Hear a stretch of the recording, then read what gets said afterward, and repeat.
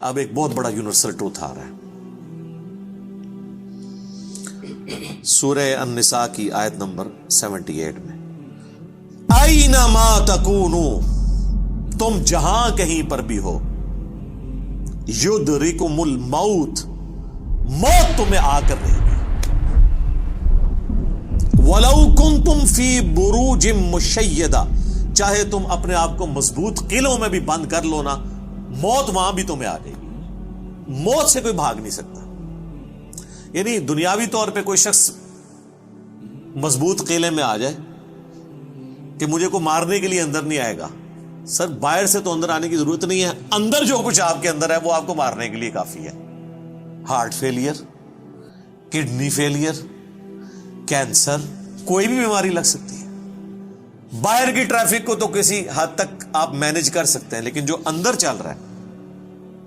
وہ تو اتنا کمپلیکس نظام ہے کہ ذرا سی بھی آپ کی صرف جو سیلز کی خلیوں کی ڈسٹریبیوشن ذرا سی بھی ڈسٹرب ہو جائے، کینسر بن جاتا ہے. اس کے اوپر کسی کا کنٹرول ہے؟ کتنی ینگ ڈیتھس آپ آئے دن سنتے رہتے ہیں. 25 سال کا لڑکا تھا جی، 30 سال کا لڑکا تھا جی، ہارٹ فیلئر سے مر گیا جی. یہ بھی جو افنان بھائی بتا رہے تھے ان کے دوست، سحری کر کے سوئے ہیں، اٹھے ہی نہیں ہے، 27-28 سال عمر ہے. تو وہ اللہ تعالیٰ نے ہر شخص کو جو ٹائم دیا ہے وہ، لہذا جس طرح اللہ کو ایک ماننا ضروری ہے نا، اور اس میں کوئی شک نہیں ہے ایک ایمان والے شخص کے لیے، اس طرح بالکل اس طرح یہ ماننا ضروری ہے کہ جو رات باہر ہے قبر کی وہ اندر نہیں ہے، اور جو اندر ہے وہ باہر نہیں ہو سکتی. ایک لمحے، قرآن میں کئی جگہ یہ ٹاپک ہے کہ جب موت آئے گی ایک لمحے نہ آگے ہوگی نہ پیچھے. پھر سورہ آل عمران کے کانٹیکسٹ میں تو اللہ تعالیٰ نے یہاں تک فرمایا، جب منافقین نے کہا نا کہ ہم نے اپنے بھائیوں سے کہا تھا کہ غزوہ احد میں نہ جاؤ، نہ یہ جاتے اور نہ یہ قتل ہوتے، تو اللہ تعالیٰ نے فرمایا اس طریقے سے کوئی موت ٹال سکتا ہے؟ تم لوگ بھی جو اپنے گھروں میں بیٹھے ہوئے ہو نا، اور تمہاری جان بخشی ہو گئی ہے، تم یہ سمجھ رہے ہو کہ قتال میں نہ جانے کی وجہ سے تم بچ گئے ہو. اگر تمہاری موت بھی اللہ نے مقدر کی ہوتی تو تم خود بخود اپنی مقتل گاہوں کی طرف کھینچے چلے آتے. اور اس کو سپورٹیو حدیث ہے صحیح مسلم کی، نبی علیہ السلام نے غزوہ بدر سے ایک دن پہلے زمین پہ لکیریں کھینچی تھی. کل یہاں پہ ابو جہل کی لاش پڑی ہوگی، کل یہاں پہ عتبہ کی لاش پڑی ہوئی ہوگی، اور صحابہ کرام کہتے ہیں اللہ کی قسم اگلے دن ہم نے ان کی لاشیں ایگزیکٹ انہی جگہوں پہ دیکھی. یعنی اللہ تعالیٰ نے اپنے نبی کو وحی کے ذریعے بتا دیا تھا کل یہاں پہ لاشیں پڑی ہوں گی.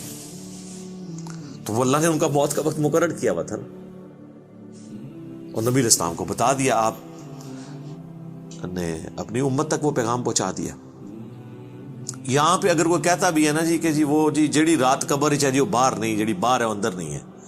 یہ اکثر وہ بدماش گنڈے اور ڈان کہہ رہے ہوتے ہیں جو قاتلانہ حملے میں اپنے دوسرے جو مقابل ڈانوں سے بچ جاتے ہیں نا، تو پھر وہ کہتے ہیں اور جی جڑی لہی ہے نا جی وہ تو پوری کرنی ہے نا جی، انج تے نہیں کو مار سکتا. پھر ساتھ یہ بھی جملہ بولیں گے کہ جی وہ جو ہے نا مارنے والے سے بچانے والا جو ہے وہ ذات بڑی ہے. او بھائی مارنے والے بھی اللہ کی ذات ہے، بچانے والی بھی اللہ کی، کوئی بڑی نکی نہیں ہے، ایک کی ذات ہے جو مارتی بھی ہے بچاتی بھی ہے. لیکن ظاہر ہے وہ اس کانٹیکسٹ میں کہہ رہے ہوتے ہیں کہ کوئی شخص کسی کو نہیں مار سکتا، تو بالکل ٹھیک ہے. اب اس کے بعد ہونا تو چاہیے اس کی بقیہ کی زندگی پھر دین کے مطابق گزرے. بقیہ یہ ہوتا ہے کہ وہ پھر 4-5 گنڈے اور اکٹھے کر کے اپنا بدلہ اتارتا ہے اپنے مخالف سے، یہ رزلٹ نکالتا ہے اس سے. حالانکہ جو یہ شخص کہہ رہا ہے کہ جی جو رات قبر میں ہے وہ باہر نہیں اور جو باہر ہے وہ اندر نہیں، اس کے بعد پھر اس کی زندگی چینج ہونی چاہیے نا، اسے اپنی موت اتنی سامنے دیکھ کے اسے اپنی آخرت کی تیاری کرنی چاہیے نا. لیکن وہ سورۃ الانعام میں آیا، اللہ تعالیٰ نے تو اس سے بھی بڑی بات کی ہے کہ جو نافرمان لوگ ہیں نا، اگر ہم انہیں دنیا میں دوبارہ بھی بھیج دینا تب بھی یہی کام کریں گے. یہ ہم نے سر خود دیکھا ہے، یہ آبزرو کیا ہے. میرے اپنے آفس کے کولیگ ایک دفعہ کراچی سے فلائٹ لے کے تو وہ آ رہے تھے اسلام آباد، تو راستے میں کافی زیادہ موسم خراب ہو گیا. تو اور آپ کو پتہ ہے جب موسم خراب ہوتا ہے تو جہاز تو پھر ایک کٹی پتنگ کی طرح ہے نا، تیز ہوا کے اندر اس کو آپ لینڈ نہیں کروا سکتے، اور اڑے گا بھی تو کتنی دیر اڑے گا، ایسی جگہ لے کے جانا پڑے گا جہاں پہ موسم ٹھیک ہو، اور ادھر پہنچنے سے پہلے اگر فیول ختم ہو گیا پھر تو جا کے وہ جنت یا جہنم میں ہی لینڈ کرے گا، دنیا میں نہیں لینڈ کر سکتا۔ تو وہ کہتے ہیں کہ جی بس جو لینڈنگ سے تھوڑی دیر پہلے ہی موسم خراب ہو گیا تو وہ پھر جہاز دوبارہ اٹھا لیا اس نے، پائلٹ نے، لیکن وہ جہاز قابو میں نہیں آ رہا تھا۔ اور آپ کو پتہ ہے وہ پھر اچانک جو ہے نا کافی زیادہ گہرائی پہ وہ نیچے آتا ہے جہاز، یعنی ہوا میں اگر وہ سپوز تقریباً یہ 747 تو 10 کلومیٹر ہائٹ تک اڑتا ہے، تو وہ ایک کلومیٹر 1 سیکنڈ میں ایک دم نیچے آتا ہے۔ وہ جب ایک دم نیچے آتا ہے نا تو وہ ظاہر ہے کہ اگر آپ نے سیٹ بیلٹ نہیں باندھی ہوئی تو آپ جا کے تو جہاز کی چھت سے جا کے لگیں گے، تو وہ بیلٹ پہلے بندھوا لیتے ہیں، اور پھر وہ اتنی زور سے کانپتا ہے۔ یہ تو میں نے خود بھی چائنا کی فلائٹ میں ایئر پاکٹس آتی ہیں پاکستان سے چائنا جاتے ہوئے، اتنی زور سے کانپتا ہے وہ جہاز کہ لگتا ہے کہ وہ یہ ابھی ٹوٹ جائے گا، ٹکڑے ٹکڑے ہو جائے گا، کیونکہ وہ ویسے تو انہوں نے ظاہر ہے وہ ہمارے علماء کرام نے تو نہیں بنایا ہوا کہ ناخالص ہو، وہ یعنی بڑا صحیح ڈیزائن کیا ہوتا ہے انجینئرز نے، اور اس کے اندر پوری ایک شاک ابزارو کرنے کی صلاحیت ہوتی ہے، وہ ہلتا بھی رہنا، وہ ٹوٹتا نہیں ہے، اس میں کافی ٹرسز لگا کے لچک موجود ہوتی ہے۔ بہرحال پھر بھی جو بندہ اندر بیٹھا ہوا ہے اس کو تو یہ سارے لوگ تو سائنسدان تو نہیں بیٹھے ہوتے، اور لگتا ہے کہ جناب ابھی جان گئی کہ، تو وہ جناب وہ کہتے ہیں کہ جی یعنی اس طرح لوگ کلمے پڑھ رہے تھے اور جناب چیخو پکار استغفر اللہ، جیسے کہ ابھی اگر اللہ نے ان کو دوبارہ بھی دنیا میں بھیج دیا، کیونکہ اب تو ان کے آخری وقت ہی قریب آیا ہوا تھا نا، وہ تو یہ کنکلوڈ کر لیا، تو یہ اب جاتے ہی جو ہے نا ادھر سے مطلب سیدھا گھر نہیں جائیں گے، یہ مسجد میں جا کے پہلے وہ سنت والے 2 نفل پڑھیں گے جو سفر سے واپسی میں پڑھے جاتے ہیں، اور جتنی بے پردہ عورتیں اتریں گی یہ اتر کے اب جا کے پردہ، یعنی وہ بلکہ یہ جہاز میں بیٹھی ہوں گی اور موبائل پہ کہیں گی کہ جی برقع جو ہے خرید کے لے کے آؤ، ادو تک میں لینا ہی نہیں جہاز تو جدو تک کہ منو کو برقع نہیں دے گا، ٹھیک ہے نا جی۔ اور جو ہے نا وہ نماز کا ٹائم ہوا ہے تو وہ جہاز میں پہلے نماز پڑھیں گے تب نیچے اتریں گے، لیکن ایسا کوئی نہیں ہوتا، اس ٹائم چیخیں ہوتی ہیں اور لگتا ہے کہ جناب گئے کہ گئے۔ تو وہ کہتے ہیں خیر وہ سٹیبل ہوا، وہ سیالکوٹ لے گئے اس جہاز کو، تو وہ جب اتارا تو جناب اب لوگ چیخو پکار کر رہے ہیں جی ہمیں جہاز سے باہر نکالیں، لیکن جہاز کا تو اصول ہے، وہ کہتے ہیں نہیں جی جدھر کی سواری ہے وہی اتاریں گے، تھوڑی دیر ریسٹ کریں گے، جب موسم ٹھیک ہو تو دوبارہ اڑیں گے۔ اب جو موت سامنے دیکھ کے ایک بار تازہ لینڈ کیا ہو، وہ کہتا ہے جی جناب تو وہ بتا رہے تھے کہ جہاز میں جناب انہوں نے منتیں کی، اب لاہور کی سواریاں تھیں جو وہ بھی کہہ رہی ہیں کہ جی آپ ہمیں یہاں پہ ہی اتار دیں، اسلام آباد پشاور کی سواریاں بھی تھی، وہ کہہ رہی تھی سیالکوٹ سے جناب ہم، کئی لوگوں نے کہا اسی پیدل چلے جائیں گے جناب، سانو لاؤ ہوئے تھے جہاز تو لاؤ تلے، ٹھیک ہے۔ تو وہ لیکن ان کا ایک اصول ہوتا ہے، وہ انہوں نے یہ چیک کیا کہ بھی جو سیالکوٹ کے یا قریبی علاقوں ان کو تو اجازت دے دی، لیکن دور والوں کو کہا نہیں جناب آپ کو چھوڑ کے، وہ کہتے ہیں جناب مہربانی کرو سانو چھوڑ کے نہ ہو۔ تو اس طرح موت کا یعنی روب طاری ہوا ہوتا ہے۔ تو یہ یعنی بات کرنا آسان ہے، جب موت سامنے آتی ہے نا بڑے بڑے لوگ، اور یہ سورۃ النام میں جو اللہ تعالیٰ نے فرمایا نا کہ ہم انہیں دنیا میں دوبارہ بھیج دیں یہی کام کریں گے، تو یہ کرنا شروع ہو جاتے ہیں نا۔ میں خود اسلام آباد میں پشاور موڑ جو ہے نا G8 مرکز، اسے پشاور موڑ بھی کہتے ہیں، جس طرح G9 مرکز اسلام آباد میں اسے کراچی کمپنی کہتے ہیں، تو ادھر میں ایک دفعہ ایک ٹیکسی میں نے لی، تو وہ ٹیکسی والے سے میری ڈسکشن شروع ہوئی، تو وہ کہنے لگا جی مجھے تو اللہ تعالیٰ نے نئی زندگی دی ہے، کہتا ہے جی میں ادھر ہی کھڑا ہوا تھا تو پیچھے سے ایک بڑا ٹریلا آ کے چڑھ گیا، یہ ٹریلے آپ کو پتہ کس سپیڈ پہ چل رہے ہوتے ہیں، یہ بڑے بڑے جو وہ ڈیمپرز جن کو ڈیمپر کہتے ہیں، اور کہتا ہے جی میں تو گھر والے بھی آ کے بس سارے رشتہ دار کے کر کے مل کے جا رہے تھے، شفا انٹرنیشنل میں وہ کئی ہفتے تک وینٹیلیٹر کے اوپر رہا، وینٹیلیٹر پہ اس طرح کے جو لوگ ہیں بہت کم ہی ہوتا ہے کہ واپس آئیں، پھر آہستہ آہستہ ریکوری ہو گئی، یعنی وہ تو موت کے منہ سے بلکہ نئی زندگی لے کے واپس آیا۔ تو میں نے اس سے پہلا سوال یہ کیا کہ اب تم مطلب زندگی کیسے گزار رہے ہو، نماز پڑھتے ہو، مسلمان ہو؟ کہتے جی ٹائم لگ جاتے پڑھ لیتی ہے۔ تو میں نے کہا صدق اللہ العظیم، اللہ نے سچ فرمایا، اگر ہم انہیں دنیا میں دوبارہ بھی بھیج دینا پھر یہ وہی کام کریں گے جو یہ کرتے رہے۔ تو اتنا قریب سے بھی موت کو دیکھ کر لوگ جو ہے نا وہ پھر بھی یہ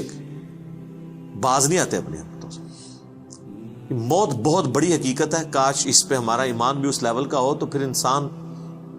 کا قبلہ درست رہتا ہے. آپ دیکھیں سورہ البقرہ کے سٹارٹ میں اللہ تعالیٰ نے جو ذکر کیا ہے اہل ایمان کا, اس میں کیا فرمایا؟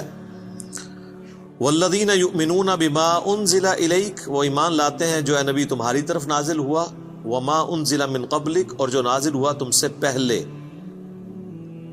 اس پہ ایمان رکھتے ہیں. وبالآخرۃ ہم یوقنون, اور آخرت پہ یقین رکھتے ہیں.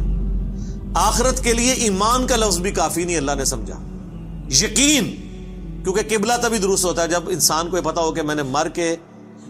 کسی کے حضور اکاؤنٹیبل ہونا ہے, جواب دہ ہونا ہے. آج یہ جتنے لوگ کہتے ہیں نا جی جو قبر سے باہر رات ہے وہ اندر نہیں, جو اندر ہے وہ باہر نہیں ہے,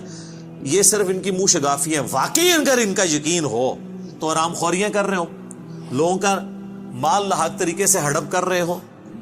اللہ تعالیٰ کے حقوق کو پامال کر رہے ہو, ماں باپ کے ساتھ بے سلوکی والا معاملہ کر رہے ہو, بچوں پہ ظلم کر رہے ہو, بہن بھائیوں کی جائیداد دبا رہے ہو, معاشرے کے لیے ناسور بنے ہوئے ہو, ایسے لوگ نہیں, پھر تو ان کو بالکل سیدھا ہو جانا چاہیے. تو بات کہاں سے شروع ہوئی تھی کہ اللہ تعالیٰ فرما رہا ہے کہ تم اپنے آپ کو مضبوط قلعوں میں بھی بند کر لو نا, تب بھی موت تمہیں آ کر رہنی ہے. موت کو کوئی ٹال نہیں سکتا, کیونکہ موت تو اللہ تعالیٰ نے بھیجنی ہے. اللہ کے پاس تو کروڑوں آپشنز ہیں. ایگزٹس تو ہر شخص کا اس دنیا سے لکھا ہے, خواہ ایئر کریش میں ہو, چاہے ہارٹ فیلئر سے ہو, خواہ کسی شیر کے پیٹ میں جا کے ہو, خواہ کڈنی فیلئر سے ہو, خواہ کسی روڈ ایکسیڈنٹ میں ہو, ہر بندے نے دنیا سے جانا ہے اور وہ طے ہے,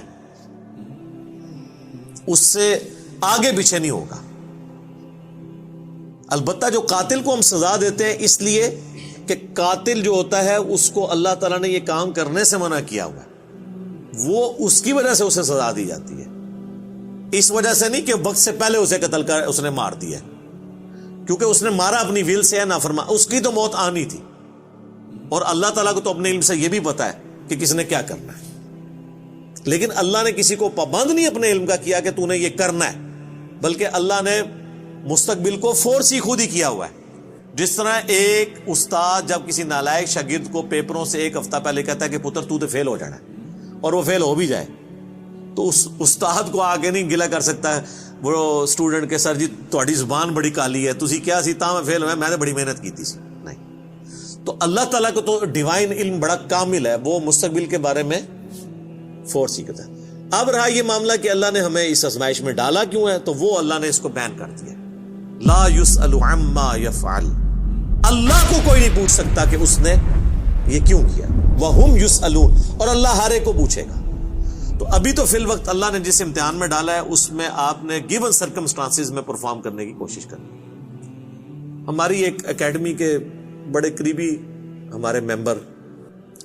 عمر بھائی فوت ہو گئے آلموسٹ 37 ایئرز کی ایج میں, اللہ تعالیٰ ان کی مغفرت کرے. اور ماشاءاللہ انہوں نے اپنی ینگ ایج کے اندر اپنے عقیدہ توحید کی اصلاح کی, اپنے گھر والوں تک اصلاح پہنچائی, اپنے والدین تک پہنچائی. خوش قسمت ہوتے ہیں وہ لوگ جو جوانی میں خود بھی توبہ کرتے ہیں اور اپنے بوڑھے بوڑھے 70-80 سال کے ماں باپ جو روایتی دین کو, قبر پرستی کے دین کو لے کے چل رہے ہوں, بزرگ بابوں کے دین کو, ان کو بھی وہ اپنے ساتھ اس رائے حق پہ لانے میں کامیاب ہو جائیں, یہ نصیب والوں کا حصہ. تو ان میں سے ایک ہمارے وہ عمر بھائی بھی تھے, ان کا جنازہ بھی آپ کو پتہ ہے میں نے پڑھایا تھا. جیلم کی تاریخ میں چند بڑے جنازوں میں سے تھا وہ, ہزاروں لوگ اس میں شریک تھے. تو ان کی اچانک ڈیتھ ہوئی ہارٹ فیلئر سے. ینگ ایج میں اگر کسی کو ہارٹ اٹیک ہو تو یہ چانس ہوتے ہیں کہ اس کا ہارٹ فیل ہو جائے گا, کیونکہ ہارٹ ریئیکٹ کرتا ہے, بوڑھا بندہ پھر بھی سروائیو کر جاتا ہے. تو مجھے صحیح طرح یاد ہے کہ وہ ان کا ہارٹ فیل ہونے سے کچھ عرصہ پہلے کی بات ہے, 2017 میں جب میرے پہ پہلی دفعہ مرڈر اٹیمپٹ ہوئی 28 اکتوبر کو, اور اس میں میرا کافی خون بھی ضائع ہوا, کافی زیادہ زخم آئے, آپ لوگوں کو پتہ ہے. تو اس کے بعد میں عمر بھائی کے پاس ایک دفعہ گیا, ان کے شاپ پہ, ان کی فرنیچر کا بہت بڑا کاروبار ہے جیلم میں. تو میں نے گپ شپ شروع ہوئی تو مجھے کہتے ہیں علی بھائی میں چاہ رہا ہوں آپ کے لیے نا کوئی باڈی گارڈ رکھ دیتے ہیں تو میں اس کی پیمنٹ کر دیا کروں گا. تو میں نے ان کو کہا کہ میرے بھائی آپ کا ابھی تک یہ یقین کامل نہیں ہوا کہ موت کو کوئی ٹال نہیں سکتا. تو پھر میں نے ان کو یہی آیات کوٹ کی تھی کہ اپنے آپ کو مضبوط، اینما تکونوا یدرککم الموت ولو کنتم فی بروج مشیدہ، تم جہاں کہیں بھی ہو موت تمہیں آ کے دبوچ لے گی، خواہ اپنے آپ کو مضبوط قلعوں میں بھی بند کر لو. تو میں نے ان کو بھی یہ بات سمجھائی. میں نے کہا میرے بھائی باہر کی ٹریفک کو تو آپ کنٹرول کر سکتے ہیں، کسی حملہ آور کو تو آپ روک سکتے ہیں، اندر جو اتنی کمپلیکس ٹریفک ہے، روزانہ میرا دل 1,00,000 دفعہ دھڑک کر 10,000 لیٹر خون پمپ کرتا ہے میری نسوں میں، اس ٹریفک کو کون کنٹرول کر سکتے ہیں؟ 25 دفعہ ڈریسز کرتے ہیں روزانہ میرے گردے، یہ کام کرنا چھوڑ دیں، اس کو کون کنٹرول کر سکتا ہے؟ 23,000 دفعہ آلموسٹ پھیپڑے سانس اندر کرتے ہیں، اتنی دفعہ باہر کرتے ہیں. اب تو یہ کورونا کی وجہ سے لوگوں کو پوچھے نظر ان کو سانس لینا کتنا مشکل ہو رہا ہے، ریکوری ہوتے بھی کئی مہینے لگتے ہیں. یہ سانس ہمیں خود لینا پڑ جائے نا یاد کر کے، ایک دن نہیں آپ سانس لے سکتے. 12,000 دفعہ ہماری یہ پلکیں جھپکتی ہیں، اور یہ اگر آپ کو روزانہ یوں کرنی پڑ جائے تو بس پھر آپ کوئی اور کام نہیں کریں گے، یہی کرتے رہیں گے. تو یہ سب کچھ میری مرضی کے بغیر اللہ تعالیٰ یہ سارے معاملات کو لے کے چل رہا ہوتا ہے. تو ہم باہر کی ٹریفک کو تو شاید مینج کر لیں کسی حد تک، وہ بھی کنفرم نہیں ہوتا. کئی بار روڈ ایکسیڈنٹ میں آپ دیکھتے ہیں لوگ اپنی جگہ پہ صحیح سائڈ پہ جا رہے ہوتے ہیں، مخالف سمت سے کوئی گاڑی آتی ہے، اس کا ٹائر پھٹتا ہے، وہ لڑکتی ہوئی دوسری طرف آ کے 4-5 بندے نیچے دے دیتی ہے. ان کا تو کوئی قصور نہیں ہے، وہ تو ہوتے ہی دوسری. یہ تو میں نے خود اس طرح کے ایکسیڈنٹس اپنی آنکھوں سے بھی دیکھے، تو پتہ ہی نہیں چلتا. تو باہر کی ٹریفک کو آپ کسی حد تک مینج کر لیں گے، لیکن اندر کی ٹریفک کو تو کوئی بھی نہیں کر سکتا. اور دیکھیں کچھ عرصے کے بعد ان کی اندر کی ٹریفک ہی فیل ہوئی اور دنیا سے چلے گئے. اللہ تعالیٰ ان کی مغفرت کرے، انہیں نیک کاموں کا اجر دے، ان کی برائیوں سے درگزر کرے، اور ہمیں بھی اپنی موت سے پہلے پہلے قبر و آخرت کی تیاری کرنے کی توفیق عطا فرمائے. اللہم من احییتہ منا فاحیہ علی الاسلام ومن توفیتہ منا فتوفہ علی الایمان. آمین.